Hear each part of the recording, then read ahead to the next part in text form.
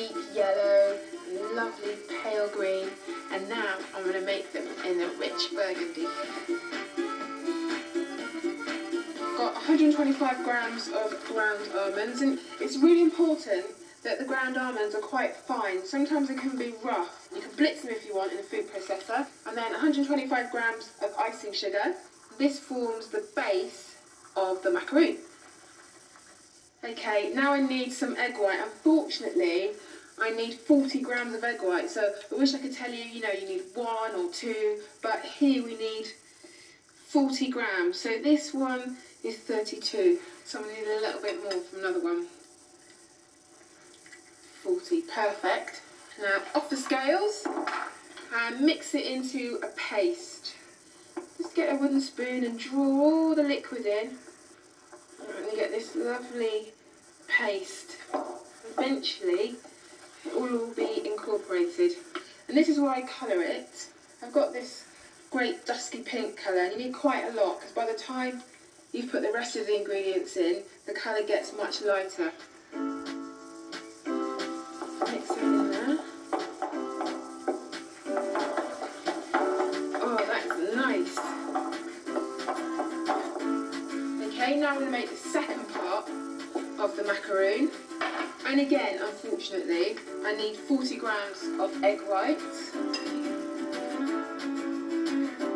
See, this one only weighs 28. I need 12 more grams. Okay, that's perfect. And then I need to whisk them to a nice medium peak. So give it a really good whisk. Move the bowl around. And just get lots of air into it like that. The more movement you can get into these whites, and the quicker they'll froth up. Just get a little bit on the end. There, that is a medium peak. Perfect. So I'm going to make a meringue, and normally you add sugar to the egg whites, but I'm adding a sugar syrup. So I've got here boiled already 110 grams of sugar and 2 tablespoons of water. And I like to use a mechanical whisk for these because it takes a lot longer to give them a good whisk up, so you need that extra power. And they just get shinier and shinier, much shinier than if you were using just caster sugar. And that is what you call a stiff peak. Perfection. Right, so now I'm going to combine the two together.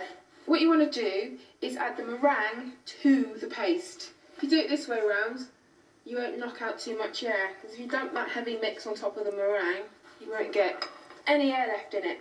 Now apparently, it only takes 50 turns to mix this, any more than you're doing the wrong thing. So let's see how I go. Just mix it all up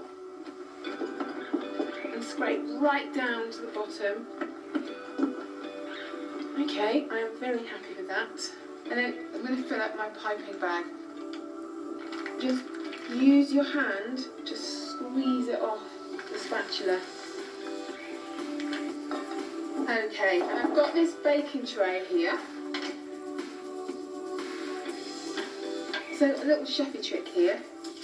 Just move that out of the way. Just pipe 4 little blobs like that.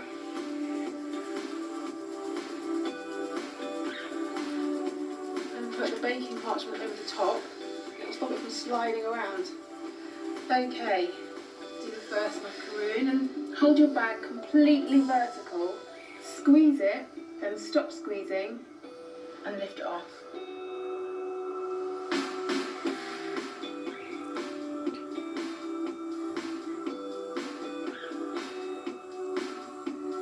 So these macaroons need to be nice and flat. So what I do is just pick it up and then drop it on the surface. Do that a few times. One more time. And they'll go nice and flat. I'm going to leave these here for about 20 to 30 minutes so they form a lovely skin over the top. And then I'll bake them in the oven for about 12 to 15 minutes at 170 degrees with the oven left slightly ajar so it doesn't get too humid in there.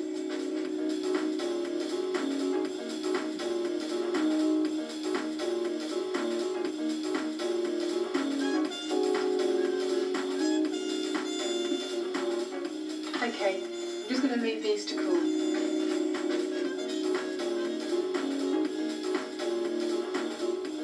These need to be sandwiched together, and I'm going to use just whipped cream, but you can use jam, ganache, or buttercream, anything you like really.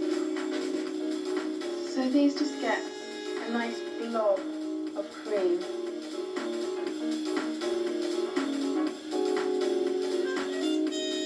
There. And then just sandwich them together. Squish them down. It's nice to have the cream visible and it coming out a little bit from the sides.